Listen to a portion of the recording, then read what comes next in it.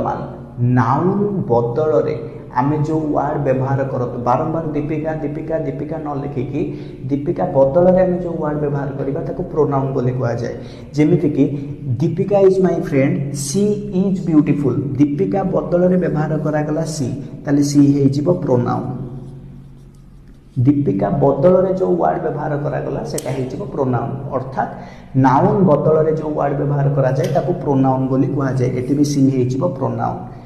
Verb verb कौन verb हूँ गोटे एक्शन वर्ड जो जगह एक्शन कौन होची जना जाए ताको आमे भर्व बोली कहबा। जेमिति कि बेले बेले कौन हुए मन रखिबो सी स्पीक्स स्लोली स्पीक्स एटी एक्शन से कहे स्पीक्स हे जिवो कौन एक्शन वर्ड एटा हे जो भर्व। किंतु किछटा हेल्पिंग भर्व भी थाए जेमिति कि इज आम आर वाज वेयर एगुला सब हेल्पिंग भर्व ये भी तमर हे जो भर्व एटी ई हे जिवो भर्व एटी स्पीक्स हे जिवो भर्व।